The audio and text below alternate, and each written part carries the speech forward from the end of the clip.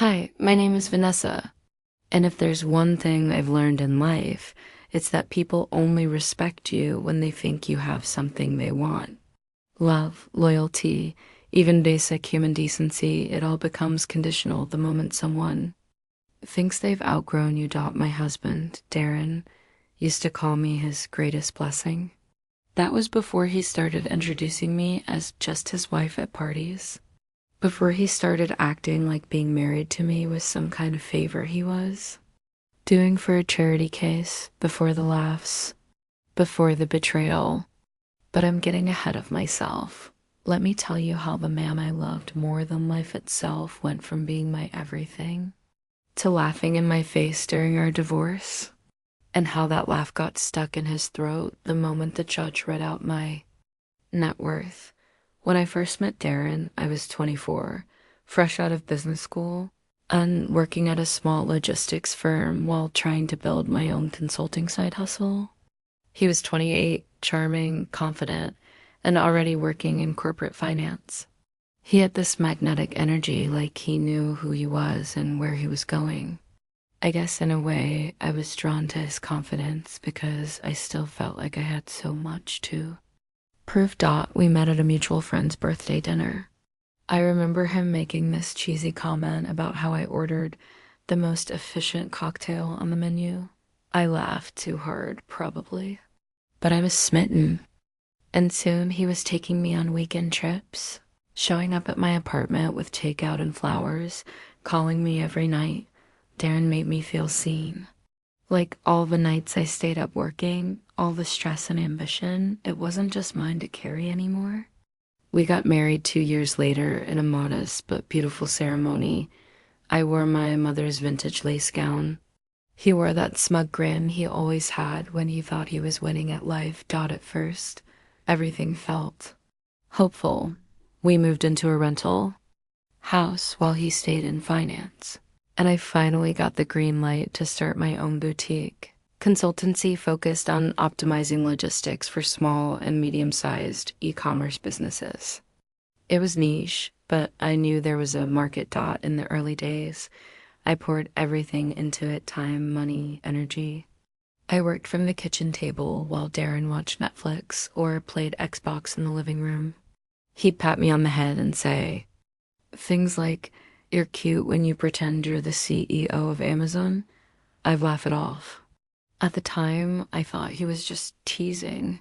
I didn't realize then that it wasn't a joke to him. He genuinely didn't believe I could succeed. But I did. The business took off after a fashion influencer store I consulted for exploded in popularity. Suddenly, I had referrals, recurring clients, and contracts worth 5 figures a month. I hired 2 part-time staff. I rented an office. But through it all, Darren never took it seriously. He never asked about my work, never celebrated my wins. When I landed my biggest client, a growing eco brand that needed a full-scale operations overhaul, I came home beaming, bottle of champagne in hand. He barely looked up from his phone. "Babe," he said, "don't get too excited. These things never last." It wasn't just the emotional neglect. Darren started getting colder, more distant. He stopped touching me the way he used to. Stopped talking to me unless it was about bills or errands. He started going out more, coming home later, claiming he was networking or hitting the gym. I didn't want to be the paranoid wife, but the signs were all there. One night, he forgot to lock his phone. A message popped up from someone named Kay. My stomach turned. I opened the thread. Dozens of messages, photos, emojis I hadn't seen from him in years. I scrolled up. Months of flirtation. Then I saw him telling her, "She's so boring now. All she does is work. I'm only with her because we're married and she pays half the bills. I'll probably leave soon, once I'm done playing house." I sat on the floor of our bedroom, phone still in hand, trembling. I should have cried, but I didn't. I didn't scream. I didn't throw the phone. I just went numb. That was the night I stopped being his wife in my heart. But here's the thing. I didn't confront him. Not yet. I waited. Because if there's one thing I'm better at than being underestimated, it's playing the long game over the next several months. I started preparing in silence. I met with a lawyer, quietly opened a new bank account in my name, transferred my business assets and contracts into a protected LLC that excluded Darren from any ownership. I updated the beneficiaries on all my insurance policies. Everything I legally owned was moved into my name down to the laptop I was using. Meanwhile, I played the dutiful wife, smiled at his family's Sunday brunches, let him think I hadn't seen a thing. Every time he came home late, smelling like her perfume, I made sure to kiss him on the cheek and offer him dinner. It killed me, but I had a bigger plan. I started documenting everything. His absences, the late night calls, the receipts from restaurants I hadn't been to. My lawyer said it would all help if things got messy, and they would. Darren didn't know it yet, but he was about to find out exactly who he married. I finally handed him the divorce papers. He didn't even flinch. He smirked. Figured this was coming, he said, flipping through the papers casually. You probably found out about Kay. Well, don't feel too bad. You were never really built for the wife role anyway. I said nothing. I mean, he continued, actually laughing, let's be real. I was always gonna move on eventually. You're not exactly a trophy, Vanessa. Still, I didn't give him the satisfaction of a reaction. Just turned, walked away, and said over my shoulder, see you. In court. The day of the hearing, he strutted into the courtroom like a man on vacation. Expensive watch on his wrist, one I bought, by the way, and his new girlfriend hanging off his arm like a cheap handbag.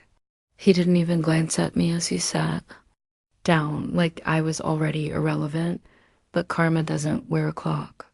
It waits and then strikes with perfect timing. The judge asked for financial disclosures. I handed mine over. Darren leaned back in his chair, clearly bored. Then the judge cleared his throat and began reading the financial statements aloud for the record. Petitioner's current net worth as of this filing is $9.8 million with active income streams, business holdings, and liquid assets. The room went silent. Darren blinked. He sat up straighter. Excuse me, Your Honor? The judge repeated it. $9.8 million. That includes the business valuation, intellectual property, and secured investments. I turned and looked him dead in the eye. That was the first time I saw fear in his face. His mouth opened and closed like he was trying to form words. Wait, what? He turned to his lawyer, then back to me, then to the judge. He looked like he'd been slapped. Meanwhile, Kay suddenly looked very interested in her nails. I didn't gloat. I didn't smirk. I just sat there calm, composed. I'd already had my moment of satisfaction the night before when I looked in the mirror and saw a woman who had rebuilt herself from ashes while her husband chased shadows. After the numbers were read, everything changed. Darren tried to backtrack. He asked for spousal support, claimed I hid money, said we'd built the life together. The judge wasn't impressed. With the documentation my lawyer submitted, it was crystal clear. The business was mine alone. The assets were protected. He'd signed every document without reading. The same way he signed our divorce papers with laughter. Now, it was my turn to smile. But that was just the beginning, because what Darren didn't know was that I wasn't done yet. When court adjourned that day, Darren didn't chase after me. He just sat there, shoulders hunched, eyes hollow, like the weight of his own arrogance had finally landed on him. But I knew that moment of stunned silence was just the prelude. The storm was coming, and not from me. Karma had been on standby, and it had one hell of a tailwind. That night, I went home alone to my apartment, my real apartment. The one he didn't know about. Darren still thought I was living at my cousin's place while I sorted things out. In truth, I've been living in a beautiful condo downtown with floor-to-ceiling windows, custom furniture, and peace so pure you could bottle it. I poured a glass of Merlot and stood by the window, watching the city below alive, chaotic, unbothered. It was funny. For so long, my world had revolved around Darren, his moods, his attention, his neglect, and now he was just a shadow slipping out of my story. But like all narcissists, Darren didn't go quietly. The next morning, he sent a message, "Can we talk?" I ignored it. A few hours later, I was surprised yesterday. "I didn't know you were doing that well. That's amazing." Still, I said nothing. That evening, he tried calling, twice. Then came the guilt-baiting text. "Vanessa, come on, don't shut me out. We were together for 7 years. That has to mean something." Oh, it did. It meant I spent 7 years carrying the dead weight of a man who only saw my value when he thought he could claim a piece of it. I blocked him, but Darren, he was persistent. And what do manipulative men do when you cut off their access? They get desperate, and desperation makes them sloppy.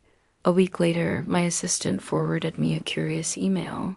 "Hi, I saw your consulting firm online. I'm launching a dropshipping business and would love your help. Can we meet?" The sender's name, Kyle Winters. The profile, brand new. The language, clunky, unnatural. But the kicker? The Gmail profile photo was a cropped image I'd seen before. It was Darren's gym buddy, Greg, sloppily disguised with a hoodie and sunglasses. My blood boiled, but I laughed. Darren was trying to spy on me, to catch me doing something he could use in court, even after being humiliated. Rather than confront him, I decided to play. I had my assistant reply to the fake client. "We'd be happy to help. Please complete the attached NDA and business profile sheet." Greg or Darren never responded. I wish I could say that was the last of it, but the unraveling had just begun. The moment Darren realized he couldn't financially benefit from our divorce, he lost whatever thread of dignity he had left.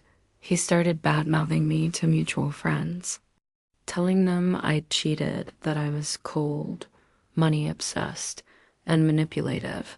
Word got back to me, of course. At first, I was hurt. Then I remembered how small men fight. They smear what they can't control. But fate had more in store for Darren. And it would come from a direction he never saw coming. One afternoon, about 3 weeks post-court, I got a call from my lawyer. "Vanessa," he said, his tone a mix of disbelief and barely contained glee, "you're going to want to sit down." I laughed nervously. "Why? What happened?" "Darren's being investigated for corporate fraud." My stomach dropped. "What?" Apparently, the finance firm Darren worked for had launched an internal audit. There were discrepancies in client expense reports, questionable write-offs, and best of all, an anonymous tip pointing to Darren's department. His name was flagged. I didn't have to ask who sent the tip. Karma has a way of circling back, especially when you surround yourself with snakes. I won't pretend I felt bad. Darren had spent years making me feel small, unworthy, like I was a second-tier citizen in his empire. Now his empire was crumbling. Brick by dirty brick. News spread fast. A friend from our old social circle messaged me. "Girl, have you heard? Darren's on suspension. HR froze his accounts. Kay dumped him last night." That last part. Cherry on top. Apparently, Kay had been under the illusion that Darren was some high-value man. But when his paycheck stopped and his access card was deactivated, she took her stilettos and walked. Just like that. But let me take you back to the root. Why did Darren ever think I was the weak one? It's simple. I didn't flaunt my success. I didn't gloat. I didn't rub my achievements in his face. In his world, quiet strength was invisible. If I wasn't flashy or loud, I must be dependent, right? Wrong. I remembered something he once said to his friend at a dinner party loud enough for me to hear. Vanessa's smart, but not like business smart. She's more of a Pinterest idea girl. I played that quote in my head as I signed the lease for a second office, my expansion team's new home. My company was growing, and I wanted a space that screamed you underestimated the wrong woman. And Darren, he was busy lawyering up. He sent a settlement request a month later. His lawyer claimed Darren was suffering emotional distress from the divorce and wanted a lump sum settlement to move on with dignity. I almost choked on my coffee. I called my lawyer. I want to respond personally, I said. Just once, let me. He agreed, so I sent a letter, not an email, not a message. A printed letter on elegant, heavyweight paper. It read, Darren, emotional distress? You mean the stress of watching someone you dismissed outgrow you? You lied, cheated, mocked, and belittled me, and now you want compensation because I refused. To stay broken? You laughed while signing our divorce papers? I'm laughing now. Vanessa, no money, no settlement. Just closure. A few weeks later, I heard from a former colleague of his. Darren had been officially terminated after the audit concluded he'd submitted falsified travel expenses for over 2 years. He tried to appeal. He blamed assistants, confusion, clerical errors. None of it worked. I didn't rejoice. I didn't post about it. I didn't tell our friends. I just kept building, and that's when the real magic happened. With Darren out of my life, my energy was no longer consumed by anxiety, by tiptoeing, by trying to win approval from someone who saw me as a placeholder. I started traveling again. London, Berlin, Tokyo. I gave a keynote at an international logistics conference where I was introduced as a rising force in global supply optimization. I stood there, looking out at the packed room, and thought back to every moment I felt invisible in my own home.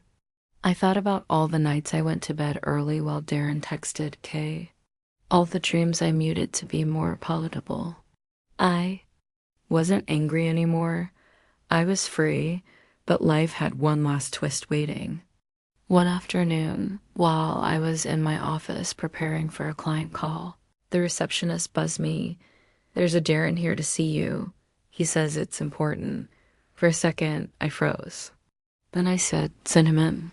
He walked in, no suit, no watch, no swagger, just jeans, a wrinkled polo, and that familiar desperate gleam in his eyes.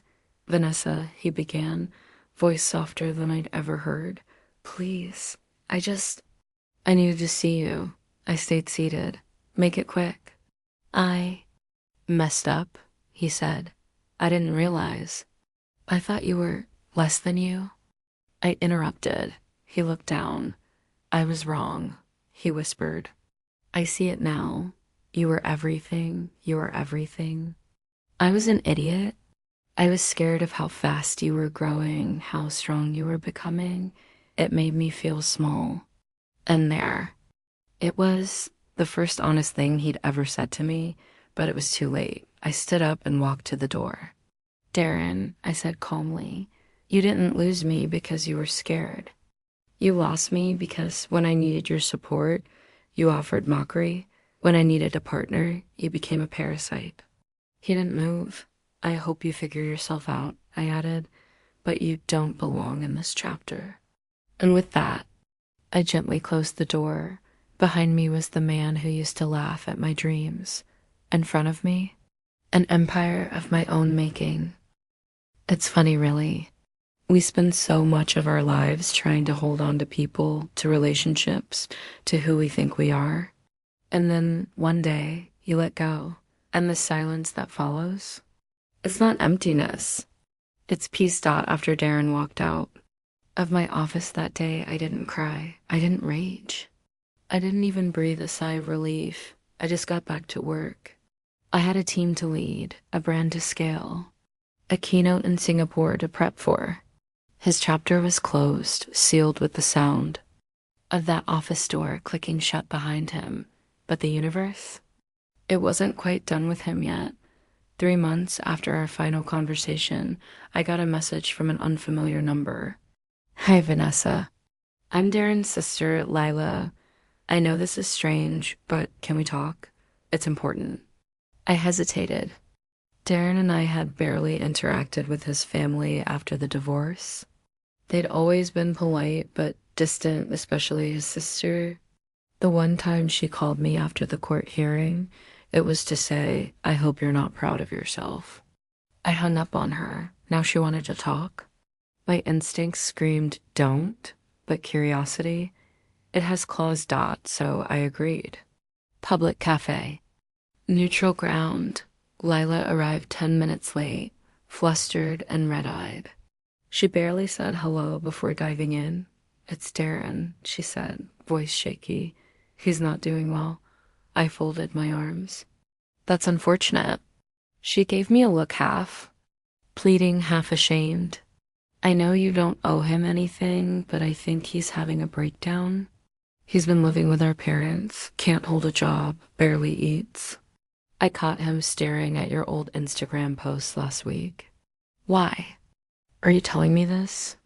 I asked, already impatient, because I think he really regrets everything.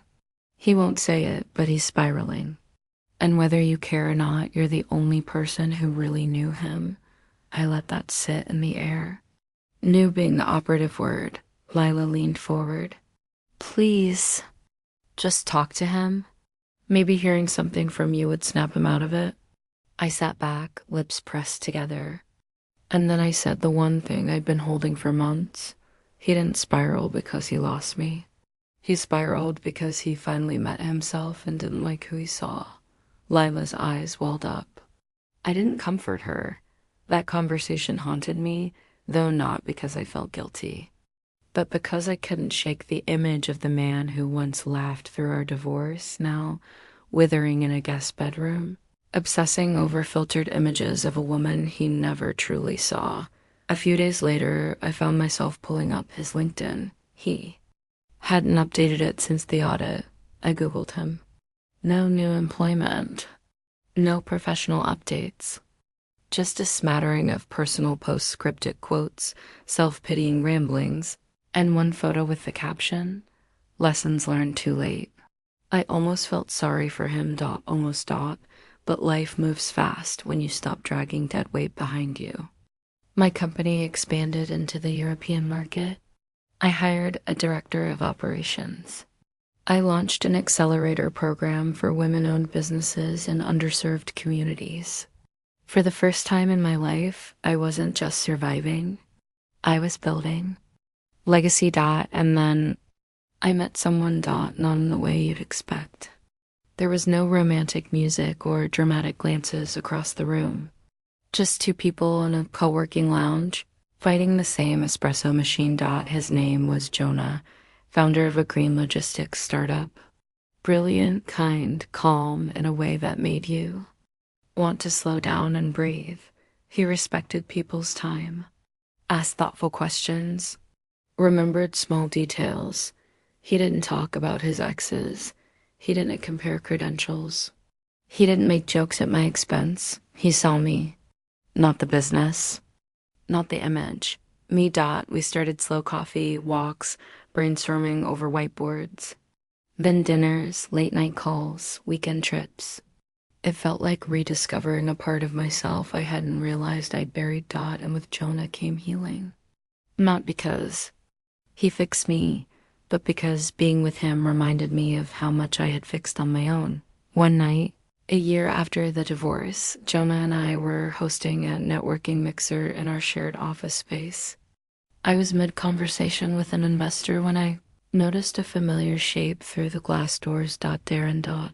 He stood just outside the entrance, staring in through the window, pale, thin, hollow-eyed. He looked like he hadn't slept in days. I froze for a second. Our eyes locked. He didn't move, just stared like he didn't recognize the woman in front of him anymore. And maybe he didn't, because the Vanessa he knew would have run to him, begged for closure, sought his validation, but I wasn't her anymore. I turned back to my guest.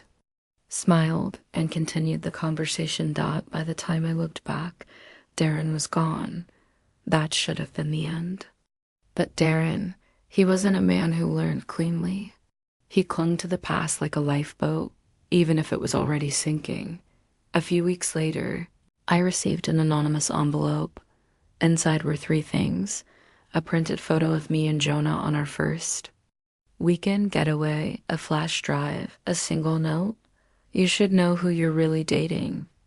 I rolled my eyes. Darren's last desperate swing. But I checked the flash drive anyway. It contained a grainy PDF report from a defunct startup Jonah had briefly worked for years ago.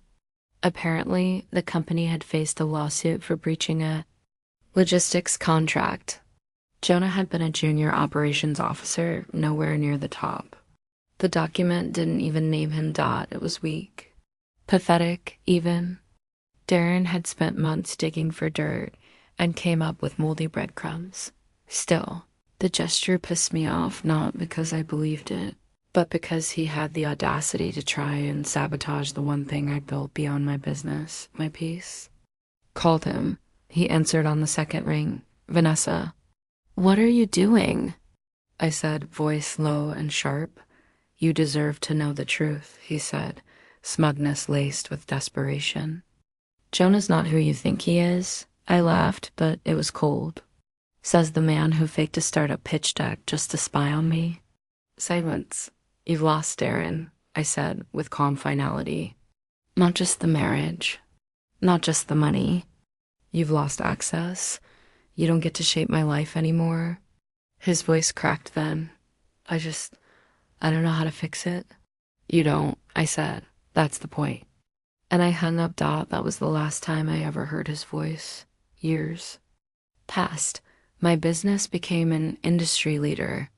Jonah and I co-founded a logistics sustainability nonprofit. We bought a home on the coast, sleek, quiet, hours. Sometimes I'd catch a whisper of the past in small moments, a laugh I no longer feared, a comment that once would have broken me now passing through me like air. And every so often I'd think about that courtroom, the sound of the judge reading my net worth, Darren's laugh dying in his throat. He thought that was the revenge, but that wasn't revenge. Revenge is becoming everything they said you could never be, and no longer needing them to see it. 3 years. That's how long it had been since I'd last spoken to Darren. 3 years of rising higher, building faster, and healing deeper than I ever thought possible. The scars were still there. Emotional ones tend to linger longer than we like to admit, but they didn't define me anymore.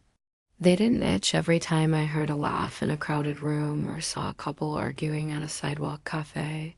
They were part of me, sure, but not all of me. And more importantly, they weren't his anymore. He didn't own them. He didn't own me. The business had exploded. What began as a consulting firm had transformed into an ecosystem, supply chain optimization, data analytics, and even a proprietary software suite we just licensed to 3 major global retailers. We had offices in 5 cities. We were hiring like crazy. I was speaking on stages in Singapore, London, Toronto, Berlin. People were calling me a visionary. I was starting to believe them. But even in all that noise and achievement, I stayed quiet about Darren. Not because I was afraid or ashamed, but because he wasn't worth the air. Until one evening, at an awards gala, I almost skipped. The past made its final, desperate attempt to crawl back in. It was the Global Women. An innovation gala, one of those black tie, champagne fountain events where everyone tries to act humble while secretly hoping for a camera pan and a headline, had been nominated for Entrepreneur of the Year, a category I almost didn't submit for until Jonah insisted. "You're not applying because you think winning would feel like bragging," he told me over coffee one morning. "But it's not bragging if you built the damn thing from the ground up." So I went. In a long black velvet gown, my mother's earrings, and a clutch that could probably fund a year's tuition at my old college.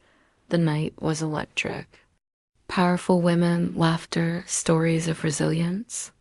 It reminded me that revenge didn't always come in fire and fury. Sometimes it came in celebration. And being seen finally fully, when my name was called, I stood calm and steady, not shaking. Like the first time I ever pitched my idea to a room of men who barely looked up from their phones. No, this time, I owned the moment.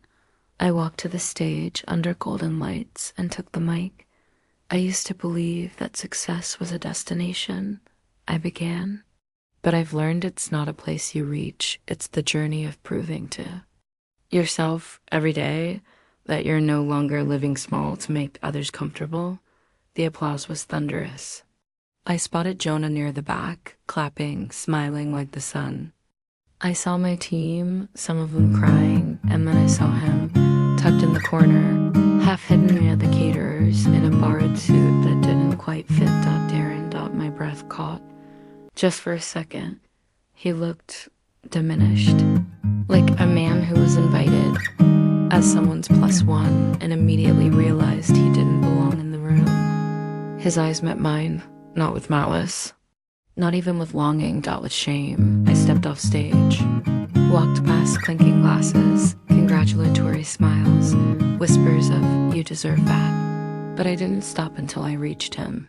"Darren," I said, keeping my voice measured. "Vanessa."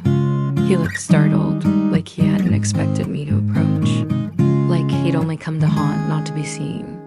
"Didn't expect to see you here," I said. He shifted uncomfortably. "I was invited by someone, a tech writer I know. Didn't realize you'd be well. You." I smiled faintly. "No one ever does. That's the fun part." He laughed awkwardly, then stopped himself. "I saw your speech," he said quietly. It was moving. I let silence stretch between us, enough for him to feel the weight of everything he once ridiculed. "I didn't come here to cause anything," he added quickly. "I've actually been trying to stay away. I know I'm not part of your world anymore." I tilted my head. "You never were." He looked down. "But I said, lowering my voice just enough. "I'm glad you saw this." He looked up, confused. "I'm glad you saw what it looks like when the woman you underestimated finally walks in her full power." He opened his mouth to speak, but I raised a hand. There's nothing left to say." I turned to leave, but as I walked away, I heard a voice from the stage. "Ladies and gentlemen, tonight's final highlight hour Investor of the Year award, given to a private equity partner who recently backed one of the fastest growing women-led logistics firms in North America." My firm. The name they said next. "Jonah's." The crowd roared again. I turned back just in time to see Darren freeze. He looked up at the stage, saw Jonah, heard the applause, realized who he was. It hit him all at once. The man I'd replaced him with hadn't just supported me emotionally. He had backed me, believed in me, amplified me. Darren didn't just lose his wife. He lost his proximity to greatness. That's when it happened. He walked out, not fast, not dramatic, just quietly, like a man finally accepting that the story no longer belonged to him. I didn't follow. Instead, I joined Jonah, kissed him on stage, and watched the entire room rise to its feet. But there was still one last chapter. Months later, I was asked to write a guest column for a national magazine on building resilience after betrayal. It wasn't supposed to be personal, but the editor pushed for it. "You don't have to name names," she said. "The people need to hear it, not just the success, the burn behind the bloom." So I wrote it. I told them about the years I spent making myself small, about the man who laughed while signing our divorce papers, blind to the storm he'd created. I told them about the silence after he left and the sound of rebuilding one brick, one breath at a time. The piece went viral. Within days, it was shared by dozens of thought leaders, tweeted by celebrities, turned into a podcast series episode, and Though I never said his name, Darren knew. Oh, he knew. I got one final message from him. No threats. Knowing your dot, just I read your piece. I hope someday I become a man worthy of the woman you are now. I didn't reply, because here's the truth revenge. Isn't watching them fail. It's realizing you no longer need to see them at all, dot. It's walking past them on your way to the stage. And never once thinking to turn around, dot. It's knowing the life you build is so rich, so full, so sacred, that their memory shrinks into a single page in a much larger, wilder, more powerful story, dot mine. Years passed, and while success filled my days, legacy began to shape my nights, dot. It started as a whisper, just a passing thought. During a strategy session with my executive team, we'd been discussing scaling our outreach, initiatives for underrepresented female entrepreneurs. I looked around the room, bright, brilliant minds, but most of them had to fight tooth and nail to be taken seriously. They reminded me of who I used to be, the girl in the oversized blazer trying to pitch her idea to a man who thought she was. There to refill the water jug, that night, I couldn't sleep. I stared at the ceiling and whispered to the darkness, what good is success if you don't multiply it? So I launched the Quiet Storm Foundation, dot. It was named after something Darren once called me during a fight. You're just a quiet storm. He'd snapped. Always building something, always scheming. It's annoying. At the time it hurt. Now? It was a badge of honor, dot. The Quiet Storm Foundation provided mentorship, microgrants, legal assistance, and trauma-informed therapy for women rebuilding after betrayal, be it emotional, professional, or financial. I poured time, money, and heart into it. And soon, it was more than a project. It was a movement. Jonah, ever my anchor, took a step back from his venture to help scale the foundation. We weren't just partners in love anymore. We were architects of something that lived beyond both of us, dot. One day, while visiting a local center we'd helped open in Atlanta, a girl named Bree approached me, maybe 20, maybe younger, skinny as a matchstick, eyes like someone who'd seen too much too young.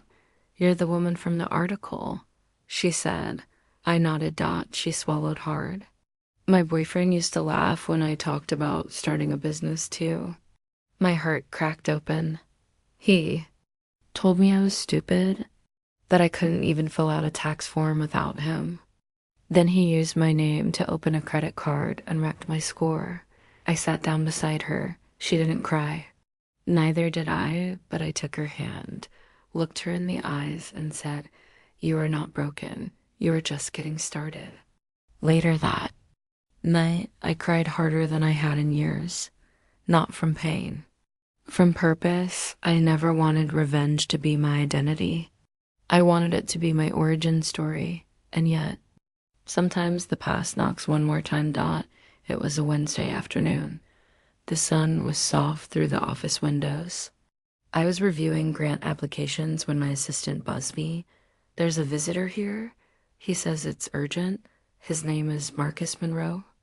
I didn't recognize the name. I'll be right down, I said, curious. When I reached the lobby, a man in his late 40s stood up, well-dressed, nervous. He held a manila folder close to his chest. Ms. Bennett?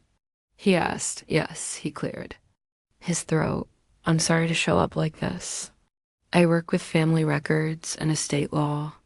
I recently handled a case involving Darren Walker. I blinked. Darren? I hadn't heard his name in nearly 2 years, Marcus nodded. He passed away last week. The air left the room for a moment. Not out of grief. More like someone had thrown open a door I'd bolted shut. What happened? He had a stroke, Marcus said gently. Complicated by alcohol abuse and what appears to have been severe untreated depression. He was living in a rented room above a garage outside Chicago. I lowered myself into a nearby chair. I'm not here to burden you with this, he continued, but he left something behind. He opened the folder and slid a sealed envelope toward me. It was addressed in Darren's handwriting. To Vanessa, if you're reading this, I didn't get the chance to say it. My fingers trembled slightly as I held it. Marcus gave me a small, sad nod. I'll leave you alone. There's no legal matter, just whatever that is. I waited until I was in my office alone before opening it. Inside was a 2-page letter, scribbled in uneven script. Vanessa, I know I'm the last person on earth you want to hear from, but if somehow you read this, thank you. I spent so many years convincing myself that you were the problem, but your ambition made you cold, that your independence was a flaw. But the truth is, I couldn't stand being ordinary next to someone extraordinary. I told myself you needed me to be something, but it was me who needed you. And instead of growing, I resented you for your growth. I mocked what I didn't understand. Watching your rise after we split, at first it crushed me, but eventually it gave me peace. Because if I couldn't be part of something beautiful, at least I once got to witness it begin. I hope your life is full. I hope someone sees you now the way I should have seen you then.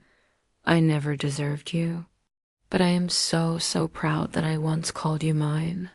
Darren, I didn't cry. I didn't scream. I just sat there reading it twice. Then a third time. It didn't absolve him. It didn't undo the gaslighting, the cheating, the years of being made to feel small, but it did mean something. He had finally told the truth. I folded the letter and placed it in a small black box with no label alongside old photos, a copy of my original business license, and a few torn journal pages from my worst nights, not out of sentiment, but as a reminder we carry it all. The pain, the pride, the power. We are not one chapter. We are the entire story. 6 months later, I gave a TED Talk.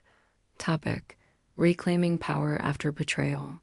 I told them about silence, about healing, about walking into rooms where you once begged to be seen and owning every damn square inch. I told them about legacy. About Bree, about Jonah, about the girls who needed to see what it looked like to break free and build back louder, softer, stronger, wiser, and when the crowd rose to their feet, I looked into the lights and smiled, not for the cameras, not for Darren. But for the girl. I used to be the one who sat at a kitchen table while her husband laughed, thinking he held the power. She didn't know then what was coming, but I do. And every woman watching, she would too. I used to believe success was the summit, some pristine, lonely mountaintop where the air thinned and people clapped from below. But I was wrong. Success, it turns out, is a torch. A warm, flickering flame you pass down to someone else, hoping they burn brighter and longer than you ever could. After Darren's death, the world didn't slow down, not even for a moment. My days were still packed with meetings, global partnerships, foundation work, interviews, and of course Jonah, but something in me had shifted. A quiet chord of reflection hummed through everything I touched. I didn't regret how things ended, but I began to wonder, what if the pain we suffer isn't just ours to carry? What if in healing we're called to reach back and pull someone else forward? That question started to haunt me. And then one crisp fall afternoon, the universe answered. It was a Thursday. I'd flown into Detroit for the launch of a new community grant initiative, our first use-based accelerator focused on high school girls from marginalized neighborhoods. The event was held in a local rec center, nothing flashy, just folding chairs, purple banners, and raw hope hanging in the air. I gave a speech about strength, about how power isn't something you're given, it's something you build. Brick by invisible brick. Speech ended, the crowd clapped politely. And as always, a line of young women waited afterward to say hi. That's when I met her. She looked maybe 16. Curly dark hair, hazel eyes that flickered with something electric. She wore a patched hoodie, chewed on her thumbnail, and wouldn't quite meet my eyes. But when she spoke, her voice didn't tremble. "Hi, I'm Tessa." I smiled. "Hi, Tessa. Tell me about you." She shrugged. "I don't know. I like coding. Math. I build stuff with Raspberry Pi kits. Not like real companies or anything, but stuff that's real," I said. "You build. That counts." She cracked a nervous smile. "My mom says I talk too fast when I get excited," she added. "But when I read about you online, about your foundation, I don't know, I felt like maybe I wasn't crazy for dreaming too big." I blinked hard. "Your story sounds a lot like hers too," she continued. "She was married to a guy who said she'd never make it without him. Took her forever to get out. But now she runs her own bookkeeping side gig." My stomach turned slightly, a flicker. "A shadow I couldn't name yet. What's your mom's name?" I asked Sadie Monroe. The name hit me like a pin dropped. "In a silent room. Monroe. As in Marcus Monroe, the man who had delivered Darren's final letter." But before I could piece it all together, Tessa was already reaching into her backpack. "I drew something," she said, flushing. "It's stupid, but I read your TED Talk a million times, and I sketched this while watching it." She handed me a folded sheet of notebook paper. I opened it. It was a pencil drawing rough, but expressive, of a woman standing on a cracked floor holding a torch. The shadows behind her were monstrous words like worthless, used, unlovable. But the light from her torch burned them away. And in the distance, other torches had started to flicker. Tessa had drawn. And behind me, tiny flames, dozens of them, carried by girls just like her. I didn't cry then, but I came close. "This is beautiful," I whispered. She beamed. "Maybe one day I can work for your company. Or your foundation." I looked her dead in the eye. "You won't work for me, Tessa. You'll build something so big, I'll be asking you for a job." She laughed. Then she paused. "You know what's weird, though?" "What?" "You and my mom have the same expression when you're thinking, the same jawline, even. It's probably nothing. I just notice weird stuff like that." I nodded, smiling, pretending it didn't feel like a spark had just landed inside my chest. The next day, I called Marcus. He answered on the second ring. "Vanessa," he said. "I thought I might hear from you again." "Marcus, Sadie Monroe." "Is she Darren's?" He sighed. "I wondered if you'd put it together." "So it's true?" "Yes, Sadie was Darren's ex before you." "Brief relationship?" "He was 25. She got pregnant. He denied paternity, moved cities, never looked back. She never pressed it. Didn't want the drama. But yes, Tessa is his biological daughter." My mouth was dry. "She doesn't know?" "No," he said softly. Sadie decided to keep it quiet. She thought Darren didn't deserve the title father anyway. I sat with that. A tidal wave of emotions rising beneath the surface. Shock, sorrow, a strange ache that I couldn't name. Marcus continued. "I didn't tell you before because I didn't want to drag you into that mess. But if you're thinking what I think, she'd be lucky to have you in her corner." I didn't respond. I couldn't. That night, I sat in bed with Jonah beside me, reading Tessa's drawing over and over. "She's Darren's," I finally whispered. He looked at me, processing. "Are you okay?" "No," I said, "but I think this matters." He nodded, never once questioning me. "Then follow it. You'll know what to do." And I did. Over the next month, I kept in touch with Tessa, offering mentorship, inviting her to virtual meets, sending her coding kits through the foundation. I never mentioned Darren, never alluded to the truth. But with every interaction, I saw him in her, his fire, his stubbornness, even his ability to smile when something was cracking inside. But unlike Darren, Tessa wasn't cruel. She wasn't wounded and sharp edge. She was unshaped.